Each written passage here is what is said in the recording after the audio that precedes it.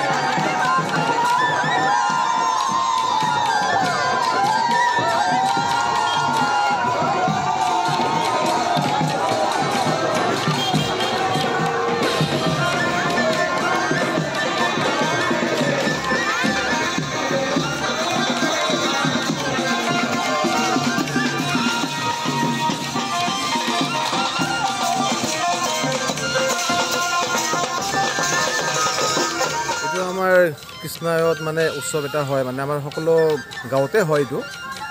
এইটো কয় আমাৰ তাৰক ব্ৰহ্ম নামযজ্ঞ। এই বছৰ আমাৰ 21তম বাৰ্ষিকী চলি আছে আৰু ইয়াতে মানুহৰ সমাগম ভালেই হয়।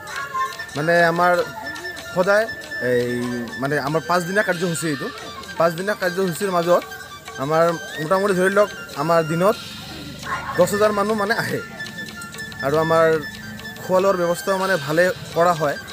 অনুমান ধৰি লওক যে 5,000 মানুহ আমাৰ দৈনিক মানে খোৱা লোৱাৰ ব্যৱস্থা কৰা হয় আৰু আমাৰ এইটো অনুষ্ঠানত সকলো ৰাইজক নিমন্ত্ৰণ জনাইছোঁ যে সকলো মানুহে এইটো আহে, নামযজ্ঞত আহি সকলোৱে মানে আমাক সহায় সহযোগিতা আগবঢ়ায়, সেয়ে মই কামনা কৰিছোঁ। এইটো কৃষ্ণাই জ্যোতিনগৰ গোৱালপাৰা ডিষ্ট্ৰিক্ট। বাহিৰৰ পৰা অতিথি আহিব, আমাৰ কলকাতাৰ পৰা আহিব আমাৰ লীলা কীৰ্তন গাবলৈ 4জন আহিব কলকাতাৰ পৰা।